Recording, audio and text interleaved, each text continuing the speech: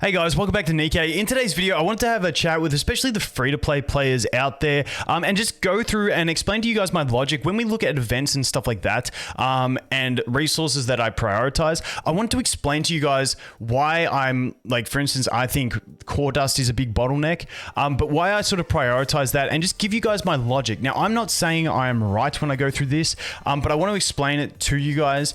And I've also had a conversation with someone talking about where they were telling me that, you know, what's the point in getting resources from events when you'll hit level 200 and you'll have no need for resources? So I also want to go through something that I think most players don't realize, which is the level cap is not 200 and they've left potential for an infinite level cap.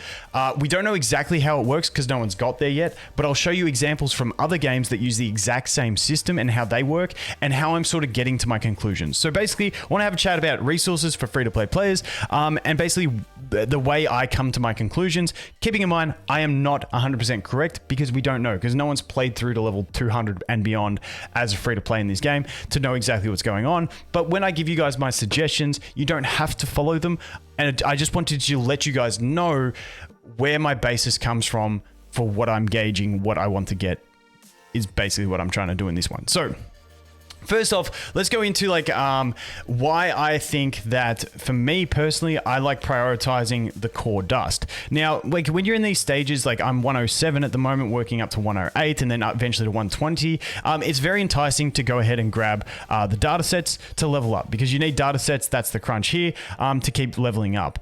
I still prioritize the core dust because of how much you're going to need for those limit breaks. And I think for me, when I prioritize core dust, it means I have a smooth progression up until that level 20. And as soon as I hit it, I'm as close as possible to breaking it so that I can keep progressing. And the reason I got to this by this idea of prioritizing the core dust instead of the data sets is because I talked to whales who are, you know, hitting these limits, realizing how much resources you need to actually break those limit breaks. And the way I look at it, some people say, yeah, but whales, you know, they've bought all the experience, they don't need it, so they just need that. The way I look at whaling is you're buying everything at an increased rate. I know this is a bit broad, but I feel like they're just like playing free to play, but like playing 5 days every day to speed up the process. So I feel like where their crunch is normally should be the same crunch as free to play. Keeping in mind, by the time we hit level 160 as free to play, I'm anticipating another 2 months at least. I just think the amount of resources we need to get to 161 especially is going to take a long time. Now, obviously there's another priority, which is getting dupes of units, because as you can see here, I think I've got 4 1-star units and that's it. And we eventually need 5 3-star units to get from 160 to 161 in the synchro device. So there is a point at which you've got to prioritize gems and summons. However, you've got to weigh up the value. For instance, the value of in the new co-op event of buying those straight credits where each run I can get like 1.2 million credits.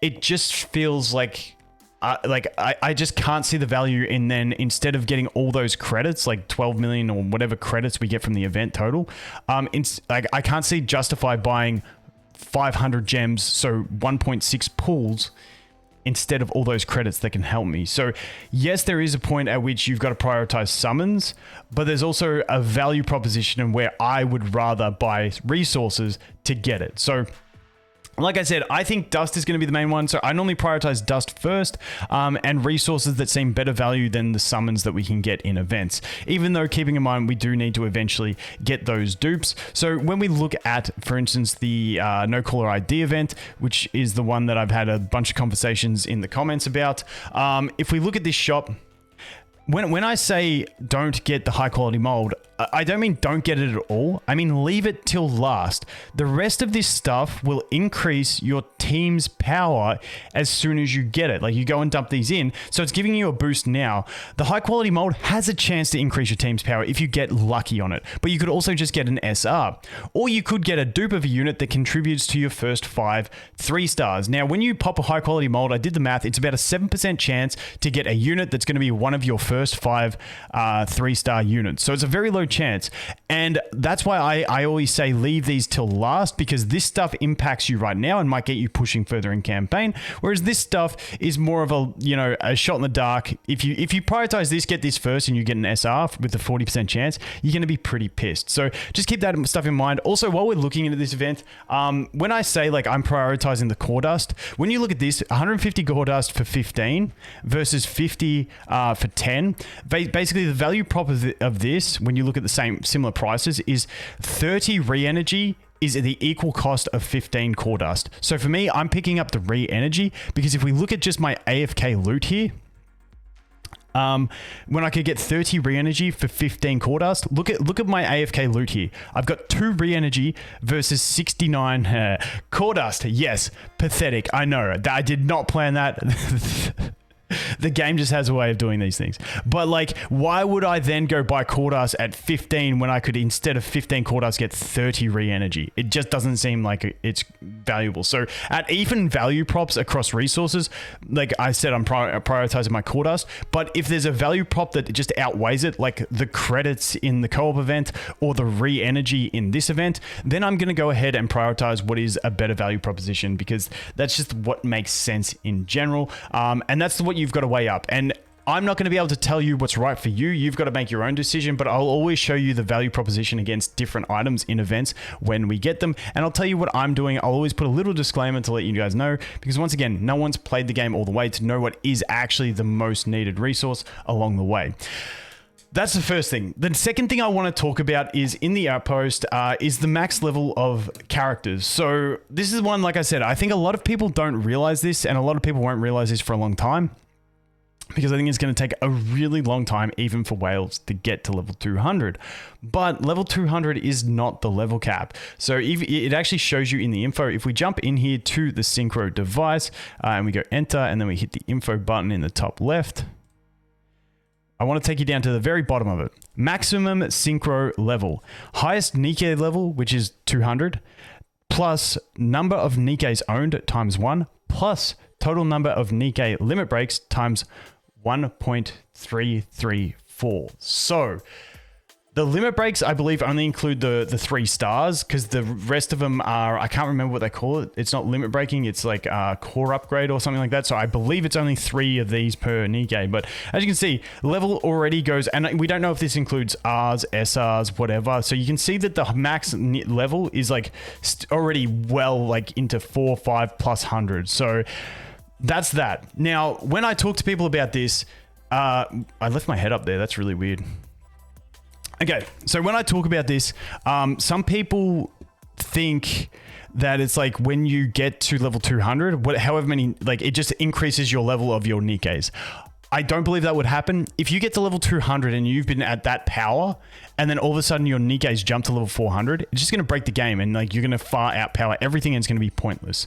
So that is not the way I believe it will work, and that is also coming from other games that I've played and that have this exact same system. And so that's what I want to show you right now. I want to show you another game that has this system and how it works, so that maybe you guys can get an idea of where I'm coming from. Now, keep in mind, Nikke could absolutely flip this and do something like that. But I just wanted to show you, because the topic that this brings this on is when people say, why would you prioritize resources ever in this game when you're going to hit level 300 and 200 and have no need for data set or core dust.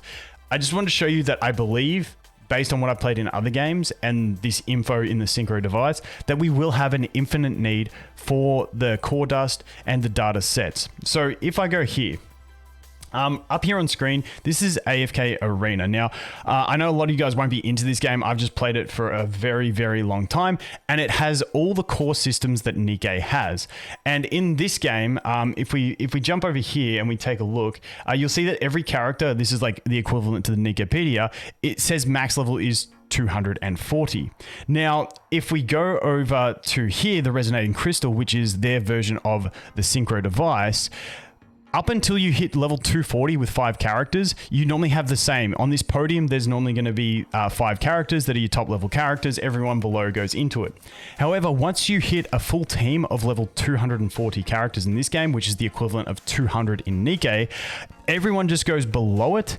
And then what happens is you start upgrading the crystal / synchro device, and it infinitely upgrades. Now, this game has a similar system. I think it's for every ascended hero, you get 5 levels to your level cap. And as you can see here, I'm at level 471.